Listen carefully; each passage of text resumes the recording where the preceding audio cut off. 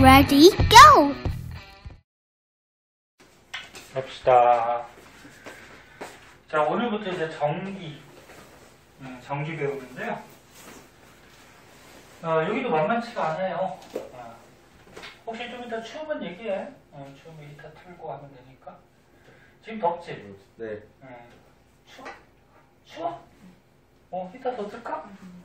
아니야? 그 정도는 아니야? 자, 봅시다. 맨 처음에 나오는 거는 이제 원자 모형의 변천 그래가지고 요거는 뭐 화학하고 좀 관련 있는 부분인데 현재 너네 물질들이 이루고 있는 원자는 알다시피 가운데 뭐 있다? 원자 핵이 있고 그리고 원자핵 안에는 뭐 양성자, 중성자도 있고 네. 그 다음에 겉에 이제 전자들이 돌아다니는데 전자들이 돌아다니는 이런 껍질들이 있죠. 네. 이게 뭐라 그래? 전자? 껍질. 껍질. 이게 현재 원자 모형인데 옛날에 여러 과학자들이 이렇게 원자 모형에 대해서 주장들을 했어요. 그 변천되어 온 과정인데 현대 원자 모형은 과학자 중에 요거 다음 사람으로 보른이라는 과학자가 있어요. 이 과학자에 의해서 조금 자세하게 그리면 원자 핵이 있고요. 전자가 전자 껍질에서 돌아다니는데 어디에 있을지 몰라요. 얘가 막 요 공간에 따라서 공간에서 돌아다녀. 그래서 너네 화학 배웠으니까 화학에서 이 전자가 돌아다니는 공간 오비탈, 그치? 네. 그래서 오비탈 개념을 대입시켜서 현재는 이 공간 안에서 전자가 빠른 속도로 어디 있을지 모른다. 근데 이 첫 번째 전자 껍질하고 두 번째 전자 껍질 사이에는 전자가 존재하기 힘들죠. 그러니까 껍질하고 껍질에 존재를 하고 껍질 안에서 어디에 있을지 모른다는 거야. 껍질은 알다시피 뭐 계속 있고요. 그래서 원자 변천 모형은 물리에서는 크게 중요하지 않기 때문에 그냥 한번 봐두고 밑에 것도 화학에서 배운 거야. 화학에서 너는 예전에 배울 때 그 전자 발견한 사람 있죠. 톰슨. 톰슨이 음극선 실험에서. 아 맞다. 그치? 그 안에 레이저. 그치. 그 빛이 뭐 전기 에너지를 보내줬더니 금속반에서 무슨 빛이 나오고 그래서 전자를 발견했다. 뭐 그런 거고. 그 다음에 이제 러더퍼드라는 과학자 있었잖아요. 알파입자 산란 실험 통해서 물질 안에 원자 안에 원자 핵을 발견했죠. 네? 그래서 이거는 화학하고 겹치는 내용이에요. 그래서 이거는 넘어가도록 할게요. 그럼 이제 본격적으로 139쪽의 전기력부터 한번 보도록 합시다. 전기력.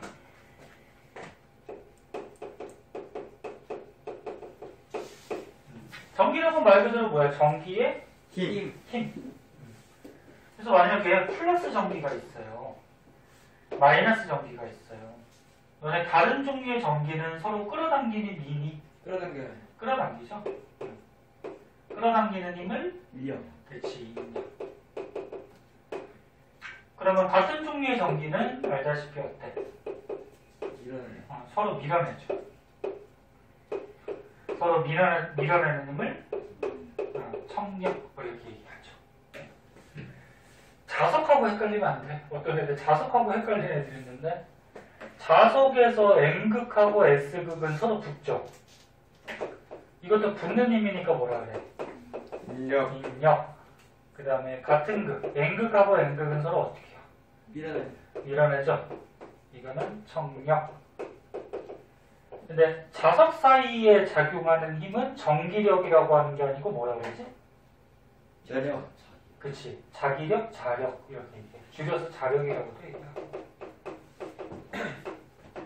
그래서 어떤 사람이 이게 전기하고 자기장, 이거 자기하고 헷갈리는 사람인데 헷갈리면 안 돼. 같은 거 아니야. 아 전기. 이건 전기고 말 그대로 이건 자석. 응? 헷갈리면 안 되죠. 전기력. 자, 근데 전기력 구할 때 식이 하나가 나와요. 좀 복잡해 보이는데, 자, 요 그림으로 한번 보자. 예를 들어서 요 어떤 입자가 플러스 예를 들어서 뭐 2쿨롬의 전기를 띠고 있대요. 왜? 이게 웃겨? 왜? 클룸이요? 쿨롬. 그게 그래갖고 너네 그 F로 표시하면 이거 힘이죠. 네. 힘 중에 여기는 전기니까 전기력 힘을 얘기하고 여기서 Q라고 쓰는 거 있어. Q라고 쓰는 거는 이제 뭐 전기 뛰는 양, 뭐 전하량, 뭐 이런 얘기거든. 전기 뛰는 양. 그 다음에 R이라고 쓰는 거 있어요. R은 거리를 얘기해요. 거리. 요거는 이제 표시하는 문자고 단위는 어떻게 될까? 힘의 단위는 뭐지? 뉴턴. 그렇지, 뉴턴이죠. 그래서 F는 5뉴턴 그러면 힘이 5다 그런 얘기지. 뉴턴은 단위야. 그 다음에 전하량. 전기 뛰는 양의 단위는 C라고 쓰고 읽을 때 쿨롬. 네? 클룸. 아니. 클룸. 쿨롬. 클룸. 쿨롬. 이렇게 읽죠. 단위를. 클룸. 이거 과학자 이름이야. 이거 뉴턴 과학자는 알잖아. 그 다음에 쿨롬 또는 쿨롱이라고 해도 상관없고. 네. 거리는 단위가 뭐야? 미터. 미터죠, 미터. 미터는 뭐 다 알죠. 그래서 위에는 표시하는 문자고 밑에는 단위야. 너네 과학에서 이 표시하는 문자 단위 뭐 이런 거 되게 많잖아. 뭐 V는 T분의 S 그럼 이거 뭐야? 속력은 시간분의 거리 뭐 이런 거지. 근데 단위는 거리 단위는 미터, 시간 단위는 초, 그러면 속력의 단위는 미터 퍼 세크 뭐 이렇게 쓰는 거지. 똑같은 거야. 자, 그때 이 어떤 입자가 플러스 2의 전기를 띠고 있대요. 플러스 2쿨롱. 네. 그 다음에 얘는 뭐 마이너스 4쿨롱의 전기를 띠고 있대. 그럼 얘는 플러스 전기 띠고 얘는 마이너스 전기 띠니까 서로 어떻게 할까? 붙어요. 붙겠죠? 네. 끌어당기는 인력. 인력이 작용하는데 이 끌어당기는 힘이 어느 정도인지 계산하는 식이에요. 그리고 두 개 사이의 거리를 이 두 입자 사이의 거리를 우리가 R로 잡은 거예요. 거리를. 네? 그러면 생각해보면 되는데 이 입자들이 전기를 세게 띄면 세게 뛸수록 그러니까 입자의 전기가 크면 클수록 끌어당기는 힘이 어떨까? 세요. 세겠죠. 지금 플러스 2보다 플러스 10, 뭐 마이너스 10이면 끌어당기는 힘이 더 세겠지. 그래서 전기력은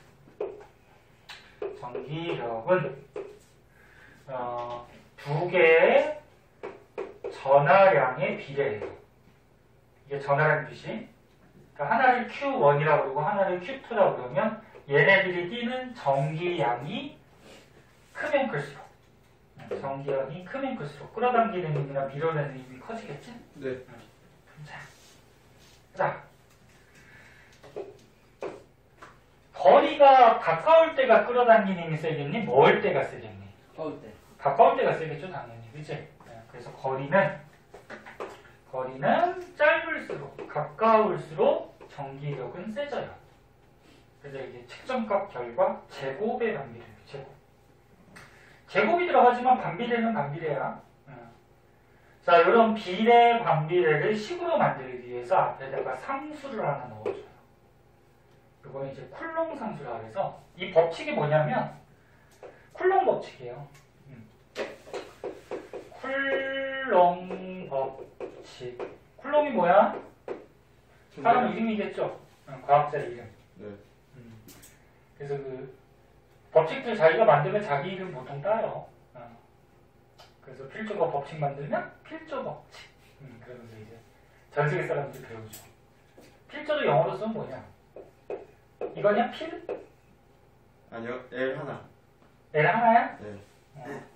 아, 이거는 단어가 돼버리죠, 진짜. 필조? 조가 어떻게 쓰냐? 조. S. 아, 네? 아, J로 쓰나? J5요. J-O? 네. 그럼 이렇게 해서 필조 법칙이 뭐지? 법칙이 영어로 뭐야? 법칙이 영어로 뭐야? 룰. 룰인가? 먼저 필조 법칙이라고 전 세계 사람들이 또 배우게 되죠. 그래서 니네들도 열심히 해가지고 과학자 될 사람 있을지 모르는데 이 과학자 돼가지고 뭐 유명한 법칙 같은 것도 하나 만들어 보고 자기 이름을 후대까지 알릴 수 있는 방법이죠. 자, 이게 이제 쿨롱 법칙이고요. 그래서 여기서 사용하는 상수는 쿨롱 상수라고 해. 쿨롱 상수라고 그러고 상수는 숫자로 외울 필요 있다 없다? 없다. 없어요. 이거는 그냥 K라고 쓰면 돼. 너네 수학에서 파이 3.141592 어쩌고저쩌고 라고 하는데 그냥 파이라고 쓰면 되지?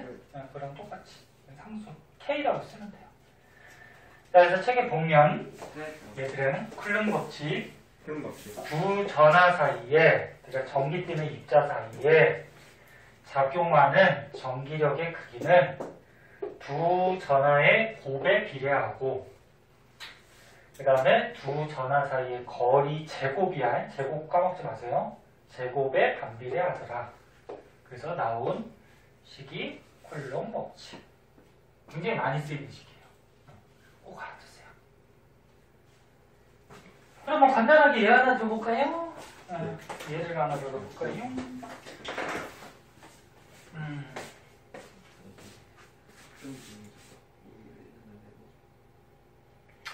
코로나가 자꾸 심해져서 큰일 났다.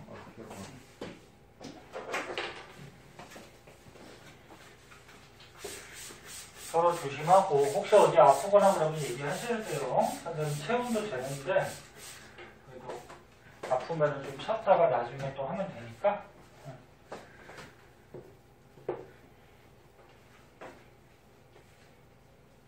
그렇다고 일부러 뭐 아프고 그러지 말고. 응? 선생님 학교 다닐 때 옛날에 그때는 뭐 이런 코로나 같은 바이러스가 이렇게 없었으니까 학교 다닐 때 옛날에 그 학교 나오기 싫어가지고 너네 영화 같은 데 보면 많이 나오잖아요. 눈에 그 영산. 뭐 영상이야. 영상을 눈에 나오고 큰일 나지. 그 빨간 펜 있잖아. 빨간 펜 뒤에 열어가지고 안에 잉크 들었거든. 그 잉크를 눈에다가 한 방울 정도 떨어뜨리면은 눈이 뽀얘져. 그래갖고 선생님도 눈병 난 것 같아요. 그러면서 이제 선생님한테 조퇴하고 집에 가던지 그런 애들도 있었어요. 너네 그렇게 써먹으라는 게 아니고 아무튼 그때도 너네들하고 마찬가지로 선생님도 그랬고 공부하기 싫었죠.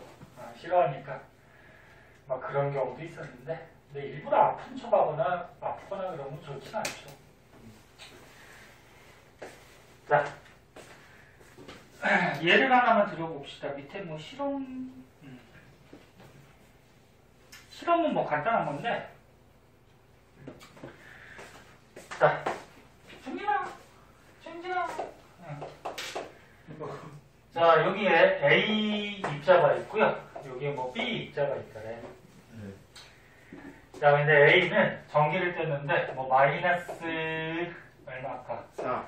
그래, 4쿨로. B는 얼마일래? 5. 5? 네. 5, 그래.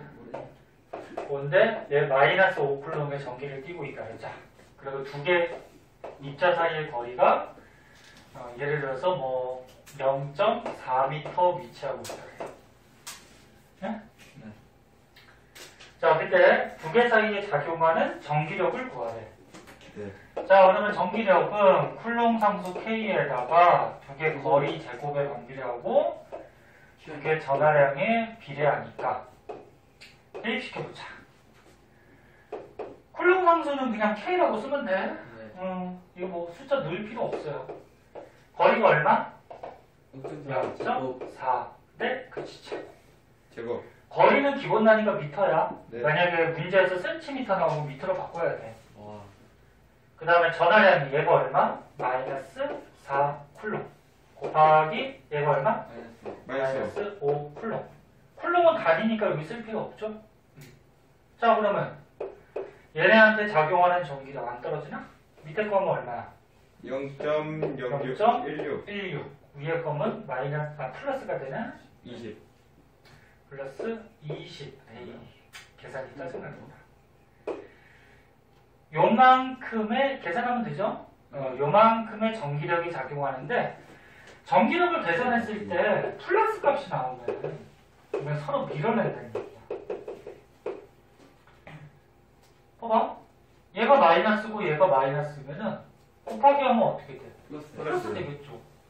그 다음에 얘가 플러스고 얘가 플러스면 곱하기 하면 어떻게 돼? 마이너스. 플러스 되겠죠. 네? 플러스 곱하기 플러스인데 아, 어떻게 플러스요. 플러스 되지?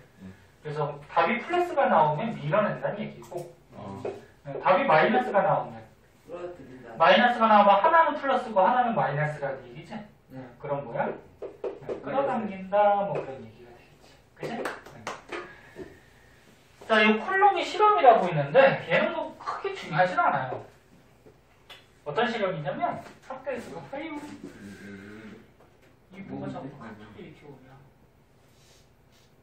쿨롱 실험. 회유. 자, 이 통 안에 전기를 띠는 금속공을 딱 갖다 놨대요. 근데 지금 예를 들어서 플러스 전기를 띠고 있는 금속공을 갖다 놓고 여기다가 회전 날개를 이렇게 딱 달아놓고 여기 구멍에다가 실로 이렇게 연결해서 여기다 넣는 거야. 플러스 띠는 금속공을 하나 갖다 넣었대요. 그러면 플러스하고 플러스니까 어떻게 될까 서로?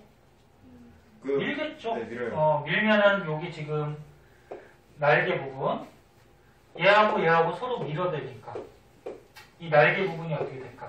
벌어져요. 벌어지면서 회전을 하겠죠. 그렇죠? 그래서 같은 전기를 띄면은 이렇게 청력이 작용해서 밀어내기 때문에 회전한다. 그걸 이제 실험으로 한 거고 만약에 여기다 넣은 금속공이 플러스 전기가 굉장히 강하다고 하면은 아까보다 강하다고 하면은 밀어내는 회전 속도가 어떻게 될까? 느려요. 왜 느려져? 빨라요. 플러스 민데 플러스가 더 강해졌으니까 더 세게 밀 거 아니야. 네, 그렇지? 그죠. 그리고 회전 속도가 빨라지겠죠. 네. 그래서 뭐 이런 전기력에 대해서 실험을 한 건데 크게 중요하진 않아요. 그냥 한번 봐주시면 되고 그리고 마이너스 플러스면 붙겠죠. 안 움직여요? 붙겠죠. 그러니까 여기다 마이너스 넣으면 얘가 딱 붙으니까 움직이지 않겠죠. 네. 그지? 붙어가지고. 자, 그래서 전기력 구하는 식 일단 알아두시고요. 자, 밑에 보시면은 원자 안에서 무슨 전기력들이 발생하고 있는데 원자 안에서 어떤 전기력이 있는지 한번 볼게요.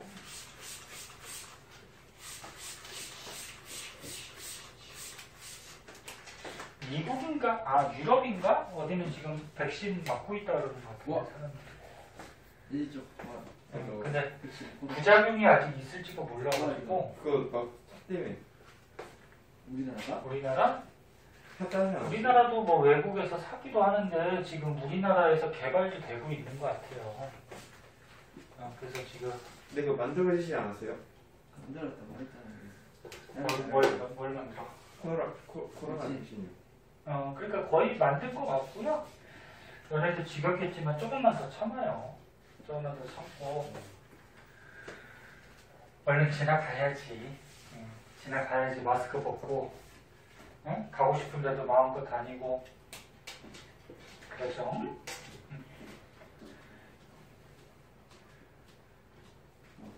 다음 주 화요일부터 9시 이후에 오늘 발표하는데 9시 이후에 모든 게 다 정지예요. 네, 진짜요?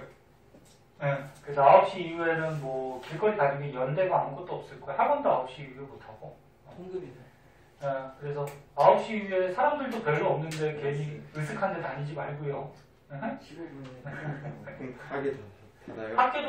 학교도 너네 다음 주에 나가는 사람도 있을 텐데 내일 나가서 선생님들이 얘기해 줄 것 같아요. 화요일부터 나오지 말아 그럴 것 네, 같은데. 나가자. 가게도 다 닫아요? 닫았지? 9시 이후에요? 배달 안 돼요? 아 배달은 되지. 배달되고 편의점 같은 이제 필수 뭐 필요한 곳은 하죠. 편의점도 닫아버리면 어떻게 돼? 뭐 먹을 수도 없고 방법이 없죠. 자 보자. 자 너네 알다시피 원자 안에는 전기력이 발생하고 있는데 니네 원자 핵이 있으면 겉에 뭐가 돌아다녀요? 전자가 막 돌아다니는데 알다시피 원자 핵은 플러스고 전자는 마이너스니까 서로 무슨 힘이 작용하니? 입력. 그렇지, 인력이 작용하죠. 그래서 서로 끌어당기는 인력이라는 전기력 때문에 이 전자가 이 원자 밖을 쉽게 도망가 못 도망가? 못 도망가요. 잘 못 도망가죠. 네. 이건 태양 지구 이런 거. 그렇지. 태양하고 지구하고 마찬가지죠. 태양, 지구도 서로 끌어당기는 만유인력이라는 힘이 있어요. 그것 때문에. 말도 입력? 그럼 선생님 얘가 플러스고 얘가 마이너스면 갖다 붙어야 되잖아요. 근데 전자가 어떻게 해? 빨라요. 움직여 다니고 있죠? 네. 움직여 다니니까 붙지는 않고요. 요 궤도 뭐 공간 안에서 막 돌아다니고 있죠.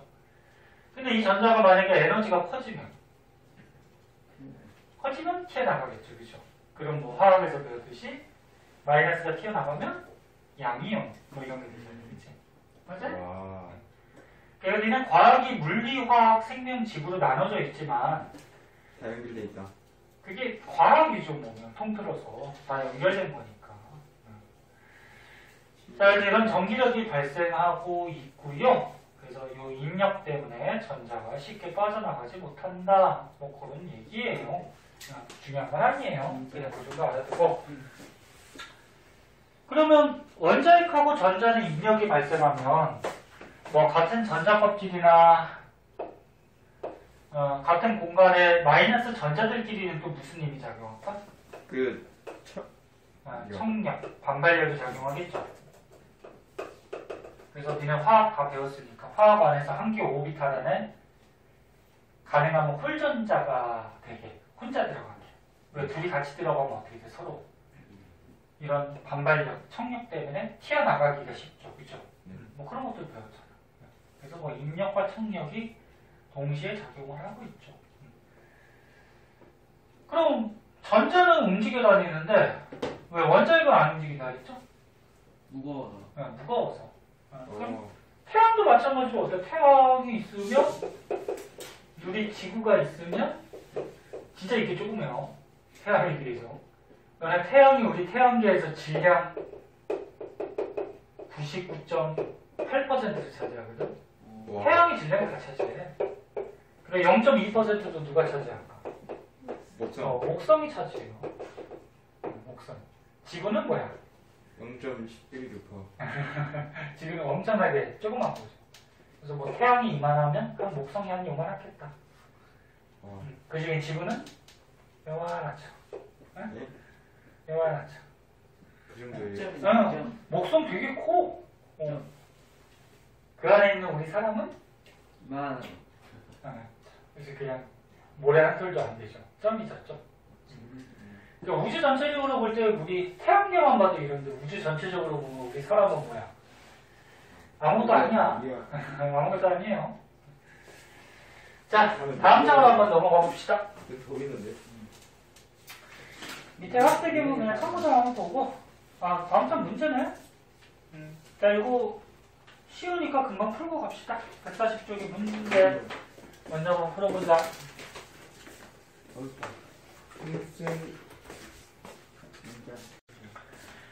자, 스펙트럼 나오는데요. 봐봐요. 책에 나오는 것 뿐만이 아니고 너네가 꼭 알아둬야 되는 것도 써줄 테니까 보세요. 보고 있나요, 빌조씨? 네. 중진씨 보고 있어요? 중진씨래. 얘가 어렵네. 정진씨?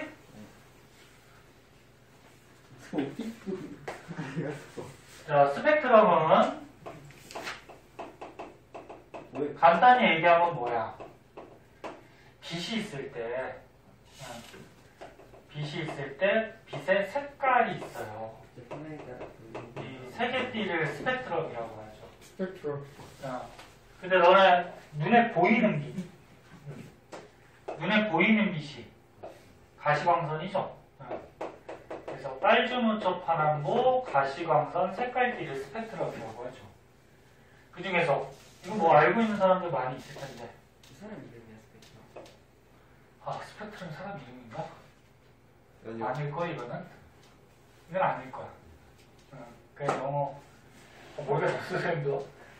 자, 보통 빨주노초 파남보 이렇게 색깔 띠가 나올 때 보라색 쪽이 이제 청색 쪽이거든. 보라색 쪽이 에너지가 커요. 빛의 에너지가. 빛도 파동이거든. 나중에 이제 물리 뒤에서 배우는데 빛이 파동의 성질도 있고요. 뭐 입자의 성질도 있대요. 나중에 배울 거예요. 근데 파동이야 일단. 근데 에너지가 크다라는 거는 보라색 쪽이 진동을 많이 해요. 이렇게. 진동. 파동. 야, 천천히 진동하는 것보다 빠르게 진동하면 에너지가 크겠지. 그 얘가 에너지가 크다라는 거는 진동수가 크다라는 얘기고. 그러면 파장은 어떻지?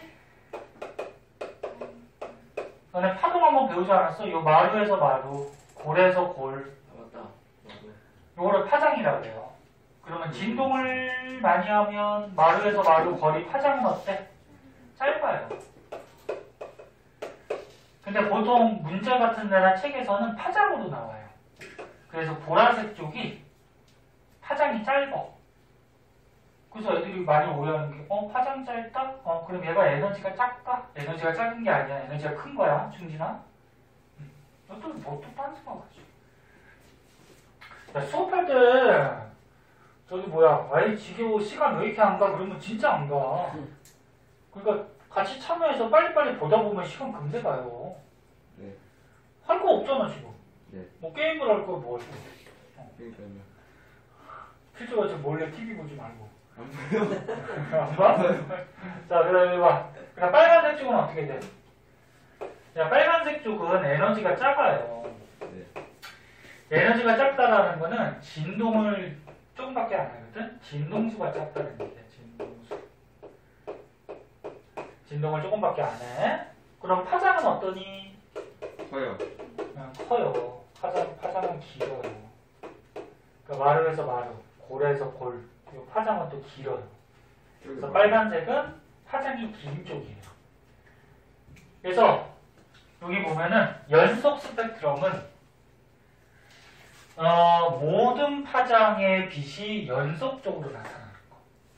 그러니까 파장이 짧은 것부터 큰 것까지, 여기가 짧은 거지. 파장이 짧은 것부터 큰 것까지 모든 색깔의 띠가 다 나타나는 거. 이런 거죠, 이런 거. 그래서 보통 햇빛이나 백열등 같은 경우에 백열등이 전구야. 이런 거를 프리즘 같은 데 통과시키면 빨주노초 파남보가 다 나와요. 요거는 여기 있네. 선생님 지금 적어주고. 이런 게 연속 스펙트럼이었고, 선 스펙트럼은 뭐예요?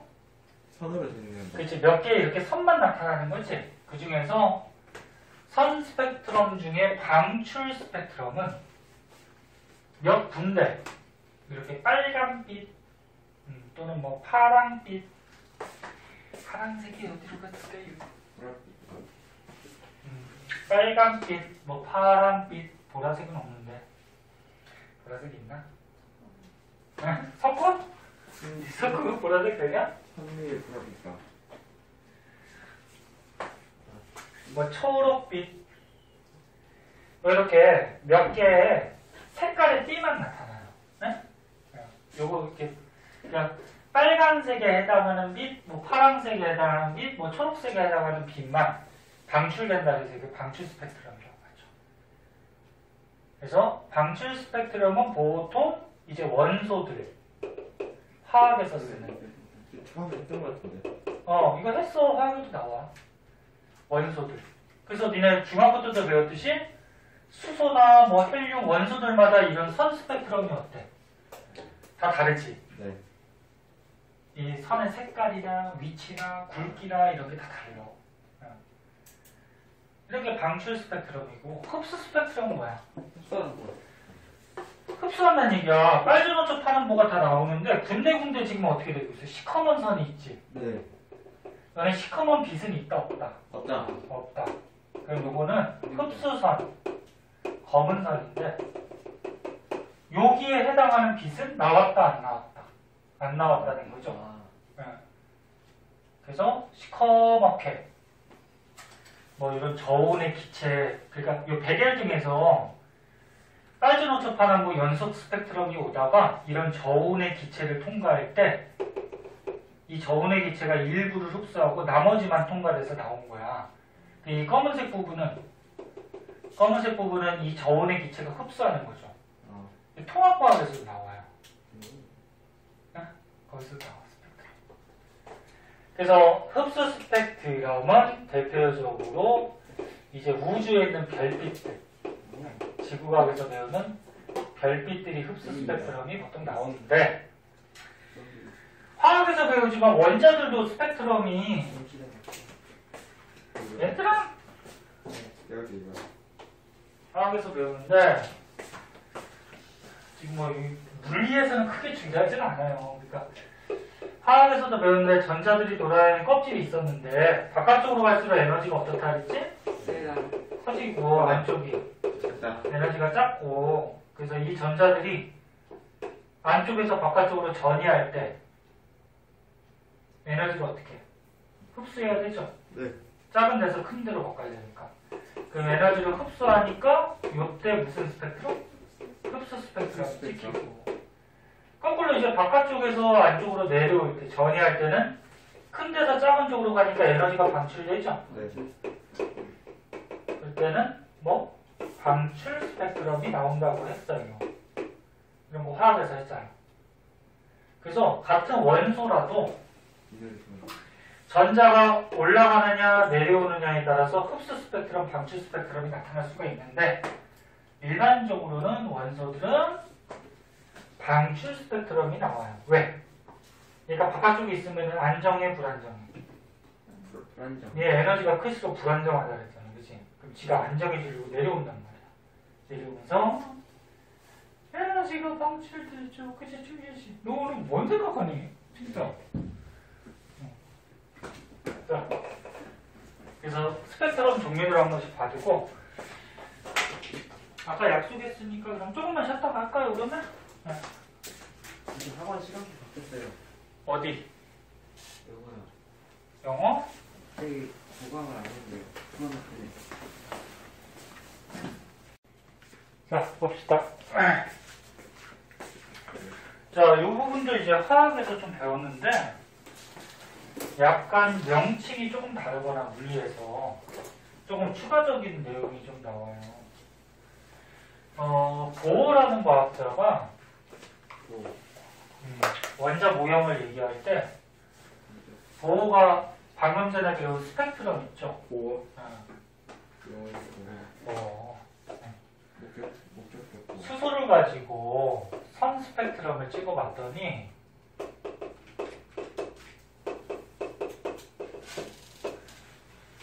이런 원소의 선 스펙트럼, 원소는 선 스펙트럼으로 나타나고, 그럼 아까 전에 얘기했듯이 원소는 보통 방출 선 스펙트럼이 나타난다 그랬지? 네. 흡수도 나타날 수 있고요. 근데 원소를 가지고 스펙트럼을 찍어봤더니 몇 개의 선이 나타나더래. 그 몇 개의 선이 나타난다는 얘기는 이런 원소 안에, 원자 안에 에너지는 연속적이지가 않다는 얘기야. 만약에 요 안에 에너지가, 그러니까 전자들이 갖고 있는 에너지가 연속적이라고 그러면 전자가 다 있어, 여기. 다 있다 그러면은 연속 스펙트럼이 나타나야 되거든. 근데 몇 개의 선으로 나타난다는 얘기는 에너지가 불연속적이다. 즉 전자가 움직이는 무슨 궤도가 있다라는 거예요. 아까 얘기했듯이 전자와 껍질하고 껍질 사이에는 전자가 있을 수가 없죠. 그래서 전자가 갖고 있는 에너지가 불연속적이다 이런 걸 알아내면서 전자 껍질 같은 걸 이제 말을 하게 되는데 원자 핵이 있으면 너네 알다시피 아까 전에도 얘기했어요. 전자 껍질이 이렇게 있고 여기에 이제 전자들이 이렇게 존재하는데 바깥쪽으로 갈수록 에너지가 어떻게 된다 그랬어? 커진다. 커진다. 안쪽이 에너지가 작다. 근데 에너지 작은 게 안정하니 큰 게 안정하니? 작은 거요. 작은 게 안정하죠. 에너지는 작을수록 어떤 물질이나 입자 같은 게 안정해져요. 그리고 크면은 불안정해져. 안정.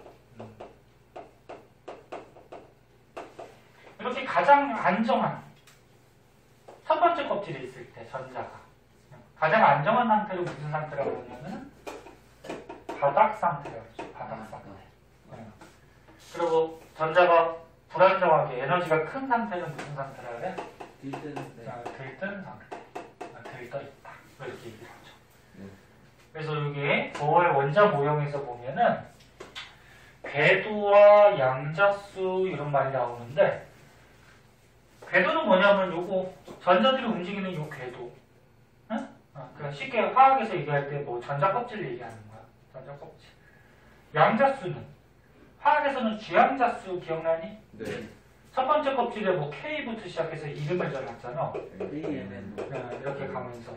그리고 첫 번째 껍질에 주양자수 1, 2, 3, 뭐 이렇게 간다 그랬지, 그치? 근데 물리에서 여기 양자수라고 그래, 양자수. 그래서 양자수 1번. 첫 번째 껍질. 그래서 궤도하고 양자수는 뭐 이런 걸 얘기하고, 그 다음에 양자화라는 건 뭐냐면은, 에너지의 양자화. 방금 전에 얘기했듯이, 전자가 이런 껍질과 껍질 사이, 그러니까 궤도하고 궤도 사이에는 존재하기가 어렵다 그랬죠. 즉, 양자화가 돼 있다. 이게 무슨 얘기냐면, 전자가 특정한 에너지를 갖고 있다. 네?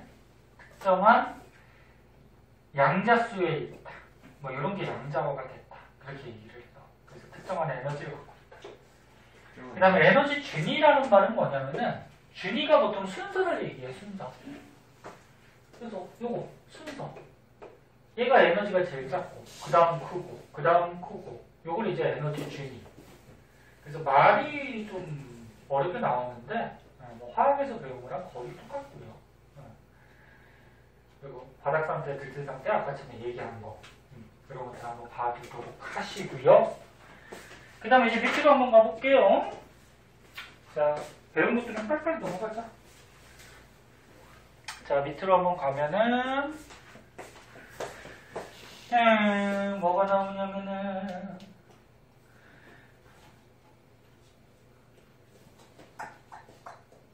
이거는 한번 보고 넘어가자. 봐봐. 첫 번째 껍질 양자수 1, 두 번째 껍질 양자수 2, 그리고 아까 얘기했듯이 에너지 제일 낮은 첫 번째 껍질에 있을 때 가장 안정한 바닥 상태. 그 다음부터는 에너지가 커지죠. 이건 불안정한 들뜬 상태.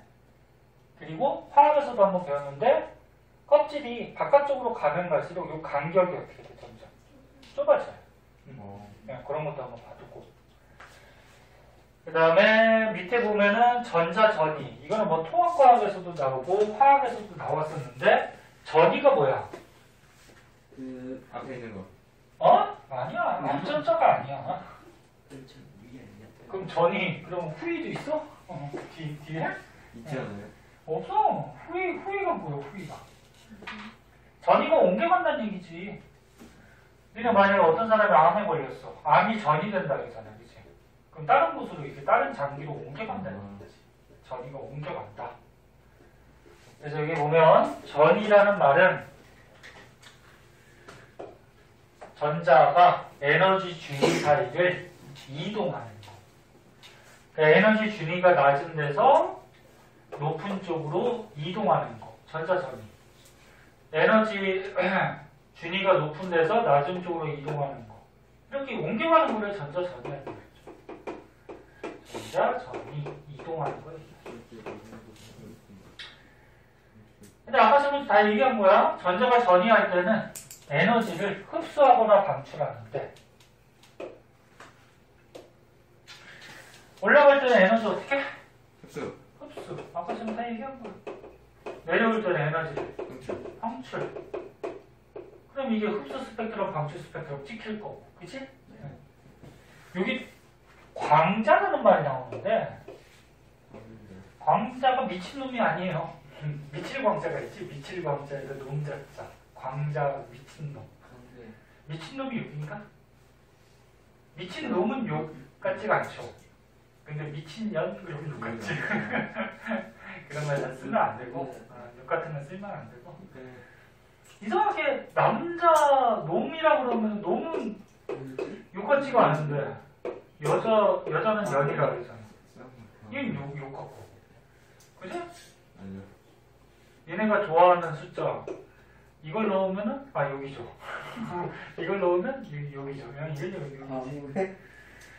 그래요. 어떤 애들 보면 욕 진짜 많이 하던데. 욕은 가능하면 하지 말고. 남자들이 또 군대 가면은 남자밖에 없으니까 욕 엄청 해요. 하루가 아침부터 욕으로 시작해서 욕으로 끝나. 남자밖에 없으니까. 자. 그래서 방금 얘기했듯이 에너지 흡수할 때, 방출할 때 전자가 어떻게 이동하는지 너네는 뭐 다 배워서 알고 있을 거예요. 그래서 이런 것도 한번 봐주시고요. 다음 장으로 갈까요? 쉽죠?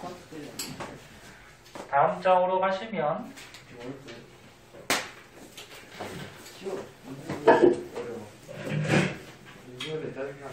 자, 전자가 전이할 때 광자 얘기하다가 넘어갔구나.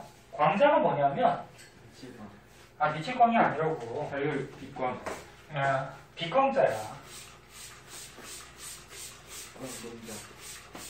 뭐 빛을 띠는 입자인데 너네 여기서 에너지 흡수하거나 방출한다는 거는 보통 무슨 에너지를 흡수하거나 방출할까? 열. 빛에너지. 뭐 열도 있겠지만 빛에너지. 근데 아까 전에 선생님 잠깐 얘기했듯이 빛이라는 게 파동이기도 하면서 입자의 성질이 있다 그랬어요. 그래서 이제 물리 뒷부분에 가면은 뭐 빛의 이중성 그래가지고 빛이 어떠한 경우에는 파동의 성질이 있다가 어떠한 경우에는 뭐 입자의 성질이 있다. 이런 것들에 대해서 배워. 그래서 뭐 이런 거 있거든? 뭐 대표적으로 뭐 이런 금속이 있어. 금속에다가 빛을 비춰줬더니 여기서 눈에 안 보이지만 전자들이 막 이렇게 튀어나가. 그런데. 알아? 네. 이 광전 효과라 그래서 뒤에서 배워. 어떻게 하면요? 빛을 비춰주면은 금속에서 전자들이 이렇게 툭툭 튀어나가요. 그리고 여기다 선을 꽂아놓으면 전선을 꽂아놓으면 전자들이 튀어나가서 선을 따라서 막 이동해. 그럼 전자가 이동하면 전기가 통하는 거거든? 그럼 이거 어디에 쓸까? 태양광. 태양광을 이용한 태양전지 같은 데 써요. 얘네 그래서 건물 위에 보면 이렇게 시커먼 판넬 태양전지판 설치해 놓은 집이나 이런 건물들 있잖아. 뭔지 알아? 네. 그럼 그 태양전지가 금속으로 돼 있고 반도체나 금속으로 돼 있는데 거기에 빛이 들어가면은 전자가 튀어나오면서 전기가 생겨요. 태양전지라고 그러고. 그럼 이 전자가 왜 튀어나갈까 연구를 하다가 빛이 파동의 성질이 있다라고 하면은 이걸 쉽게 설명을 못해요. 그래서 빛이 입자의 성질이 있다 해서 광자라 그래서 입자가 오는 거예요, 빛이. 그래서 입자가 퉁 치면은 요 겉에 있던 전자가 얘가 치니까 어떻게 돼요? 툭 튀어나와요. 네? 뭐 이렇게 설명을 해줘요. 네, 뒤에서 배울 거야. 그래서 광자가 나와서 그래서 여기 보면은 전자가 전이할 때 옮겨갈 때 야, 빛을 흡수하거나 빛을 방출하지. 네. 빛을 그래서 광자, 입자. 그러면 이 광자의 에너지, 빛의 에너지는 구하는 식이 있어요. 복잡하죠? 복잡한데 뭐 그렇게 복잡한 건 아니고 세 개면 좀 복잡하게 나왔는데 아까 처음에 이런 뭐 파동이나 이런 에너지는 뭐에 비례한다 그랬어? 진동수에 비례한다 그랬지, 그치? 근데 이런 비례 관계를 식으로 만들기 위해서 이렇게 는 식으로 만들기 위해서 앞에다가 상수를 넣어주는 거야. 이게 진동수야. 에너지. 요거는 진동수. 진동을 많이 하면 에너지가 큰 거야. 앞에 요거 상수는 플랑크 상수라 해서 당연히 숫자니까 신경 쓸 필요 없고. 그래서 얘네 과학에서 이런 비례 관계, 반비례 관계를 식으로 는 이렇게 우리가 계산할 수 있는 식으로 는 하다 보면은 앞에다가 상수를 넣어주면 돼요. 아까 쿨롱 법칙도 앞에다 상수 넣어서 식으로 만들었잖아, 그치? 네. 그냥 그거고 이 식을 약간 변형시킬 수가 있는데 이렇게도 변형시킬 수 있어요.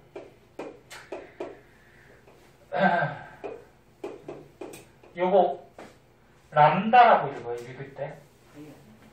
람다. 람다? 이게 무슨 문자더라? 그리스어인가 뭐 아무튼. 아 로마. 로마 문자인가? 그리스어인가? 이거 안 아나. 이 람다라 그래, 람다. 이 수학에 쓰는 파리가 이게 어느 문자죠? 그 로마. 이거 로마냐? 로마 문자인가? 모르겠다. 그게 중요한 게 아니니까. 람다라고 읽어주고 요거는 파장이야, 파장. 마루에서 마루, 골에서 골까지. 근데 아까 얘기했듯이 진동이 크면, 진동을 많이 하면 마루에서 마루 파장은 어떻다 했어? 짧아요. 짧다 그랬지? 그게 반비례 관계야. 그래서 나온 식인데 여기는 플랑크 상수, 요거는 빛의 속력. 네. 빛이기 때문에 빛의 에너지니까. 요 식은 뭐 굳이 외울 필요는 없고 아까 처음에 써준 거 뭐만 알면 돼? 에너지는 K. 진동수에 비례하고 그지? 네. 파장에는 반비례하더라. 다시 한번 써주면 에너지가 크다는 거는 진동을 많이 하고 그러면 파장이 짧은 거더라. 이런 관계만 알면 돼요.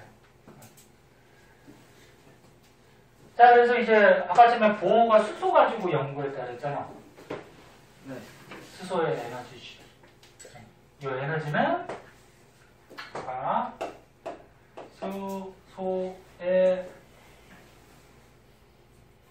수소의 에너지 준위 순서. 그래서 원자핵이 있으면 첫 번째 껍질 있으면 첫 번째하고 두 번째 껍질의 에너지 차이가 제일 크고 갈수록 어떻게 돼요? 짧아져요. 좁아져요, 이렇게. 갈수록 무한대까지. 근데 양자수가 얘가 얼마? 1. 화학에서 주양자수. 얘가 얼마? 2. 이렇게 3. 이러고 나가잖아, 그지? 네. 그럼 이 전자가 여기 있을 때, 또는 뭐 빛의 입자 광자의 에너지를 따질 때, 만약에 전자가 여기 있어? 여기 있을 때 얘가 갖고 있는 에너지는 이렇게 구한다는 거죠. 이것도 외울 필요는 없어요. 마이너스 n제곱분의 13.6 2V 이렇게 단위는 2V. 네? 2V. 볼트가 뭐 전압의 단위, 뭐 에너지 단위, 뭐 마이너스 n이 1이죠. 1제곱분의 그 다음에 13.6. 이거는 상수니까 화학에서는 마이너스 n제곱분의 1312 kJ per mol 이거 모르죠? 기억 안 나지? 아니 알아요. 아무튼 위에는 상수야. 신경 쓸 거 없어. 그냥 상수 K라고 그랬어. 그럼 두 번째 껍질은 에너지가 마이너스 2제곱분의 상수. 그치? 이렇게 하다 보면은 이 첫 번째하고 두 번째 껍질 여기 사이의 에너지가 가장 크고요. 그 다음 얘는 어떻게 돼? 세 번째 껍질은 마이너스 3제곱분의 뭐 상수니까 여기하고 여기 사이의 에너지 차이가 얘보다는 작아요. 네. 그러면 얘들아 전자가 삐쭉 올라갈 때는 전자가 전이할 때는 요 차이 나는 만큼의 에너지를 어떻게 하는 거야? 흡수하는 거죠? 네. 에너지를 흡수하는데 얘가 크니 얘가 크니? 예요. 바깥쪽으로 갈수록 커진다 그랬잖아, 그치? 네. 그러니까 큰 거에서 어떻게 하는데? 제가 빼요. 작은 걸 빼면은 그러니까 큰 거에서 빼기 작은 거를 하면은 요만큼의 에너지 차이가 나오겠지. 예? 네. 만약에 여기가 에너지가 3이고 이거 5야. 네. 에너지 차이가 얼마야? 2. 2죠. 어떻게 구할 거야? 큰 거에서 작은 걸 어떻게 할 거야? 뺀 거지? 그래서 내가 어렵게 생각하지 말고 문자로 나와서 그런데 전자가 이렇게 올라갈 때 에너지 흡수, 흡수 스펙트럼, 흡수 스펙트럼 나타나고 큰 거에서 작은 거를 뺀 만큼의 에너지를 흡수하겠죠. 이 정도만 알아두시면 되고요. 그래서 또 밑으로 한번 가보자. 이게 화학하고 너무 겹쳐가지고 그리고 이게 수. 네. 이 알려니까. 비빌 수 있어? 아 없겠다.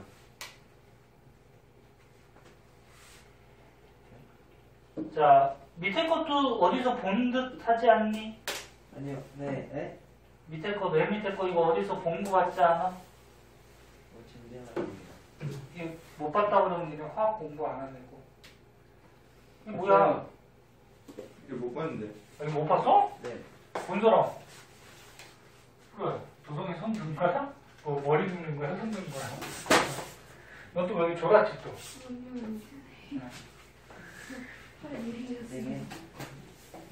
이거 또 이런 거 그런 거.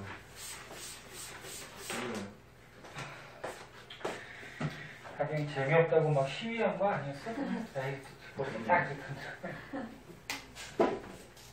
알았어.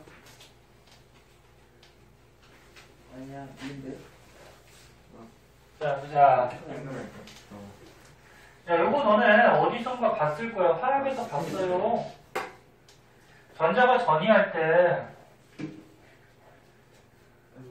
즉, 높은 곳에서 낮은 곳으로 떨어질 때 에너지가 방출되죠. 네. 근데 방출될 때, 기대된다.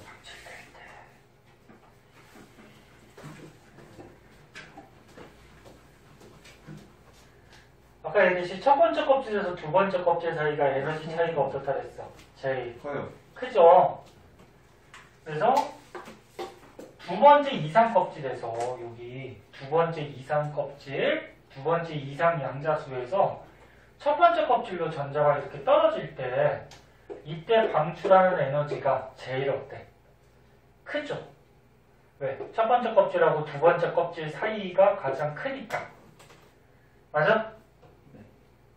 그래서 첫 번째 껍질로 내려올 때 전자가 두 번째 이상의 궤도에서 첫 번째 궤도로 전자가 전이할 때 에너지가 가장 많이 방출돼요. 이 방출하는 에너지가 자외선의 형태로 나와. 응? 자외선. 나이먼이라는 과학자가 알아내서 나이몬 계열이라고 그러고요. 그러면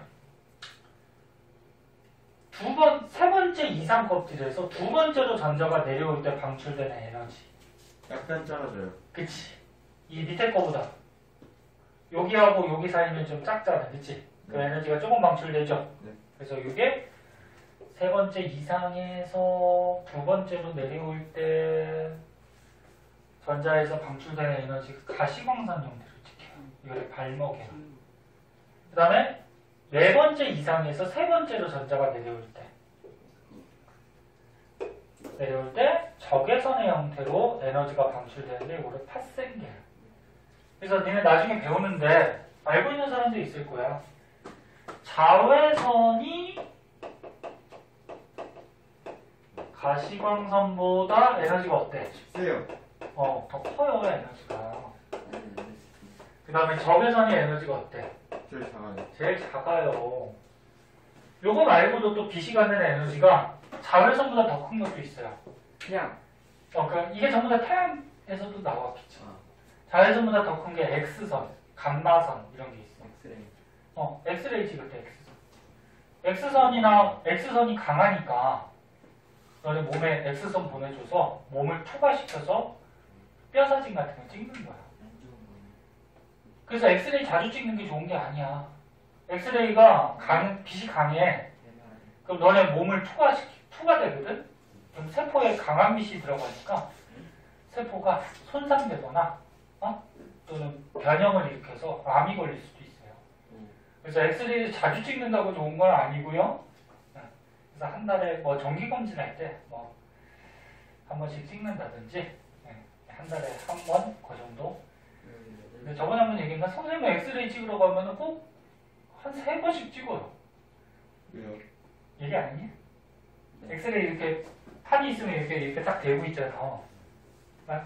너네 찍어봤냐? 네.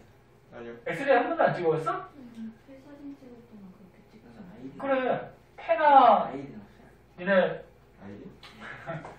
엑스레이 보통 폐 찍을 때하고 다른 데도 엑스레이 찍기도 하죠. 뭐 손목이나 발이나 뭐 이런 데도 찍기도 하는데 다치거나 그러면. 네. 엑스레이 찍을 때 이렇게 딱 이게 대고 있으면 이제 X선이 몸을 투과되면서 뼈만 하얗게 나온단 말이야. 판은 안 들어가는데. 어? 아니요. 아니 판에 들어가는 게 아니고 이렇게 대고 있으면 이렇게 아니 무릎형이네? 찍는데 선생님이 키가 큰데 상체도 길잖아. 네. 그 하체도 아니 하체도 반발이었는데 반발인데 상체가 길어서 패도 길대요. 사진을 찍으면 패도 이렇게 길어가지고 사진을 찍어놓으면 패가 한 장에 다 안 나오는데 그래가지고 위치를 맞추고 맨 처음 딱 찍으면은 위치가 다 잘 안 잡혔대. 그 다시 찍재. 그래갖고 뭐 그 조정하거든. 조정 띵 낮춰버리고 한 번 더 찍고 그래도 안 잡혔대. 그리고 또 찍고. 그러니까 이게 여러 번 찍는 게 좋은 게 아니거든. 그 X선이 자꾸 몸을 지나가니까. 네. 그래서 선생님은 엑스레이 찍을 때 보통 막 2-3번씩 찍어요. 그 사람들이 조정한다고. 그래갖고 선생님은 이제 대충 알죠. 어느 정도 위치에 위치를 딱 왔을 때 다 찍힌다. 그래서 딱 대고 있다가 조정을 잘못했으면 저 약간 낮춰야 될 것 같은데 그런데 내 말은 안 듣더라고. 그리고 그 의사 마음대로 찍어놓고 위치 안 맞네? 그러고서 또 내리고. 그러니까 좋진 않아요. 그 다음에 그거보다 더 강한 게 뭐냐면 감마선이에요. 감마선. 감마선이 이제 에너지가 굉장히 강해서 암치료 같은 데 쓰요. 근데 어떤 사람 몸에 암세포가 생겼어. 그럼 거기다 감마선을 쏴주는 거야. 그래서 암세포가 그 감마선이 강하니까 죽어요.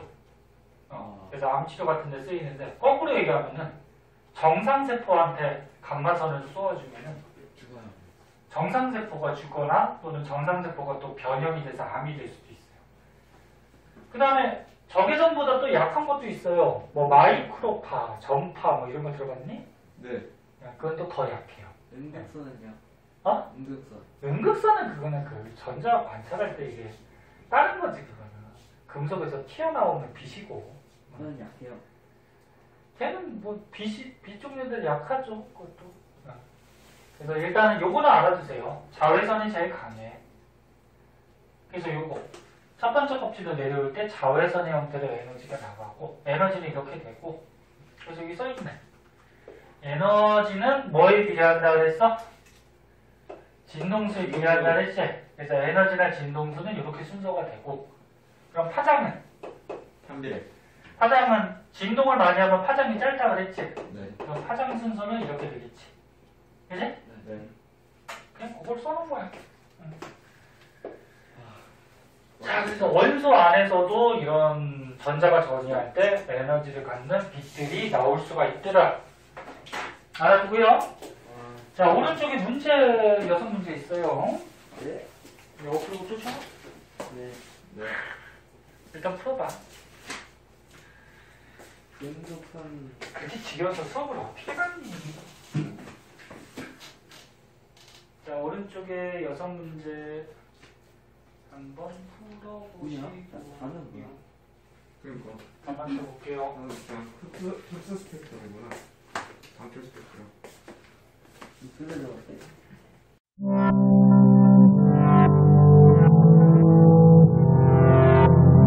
구독과 좋아요 눌러주세요.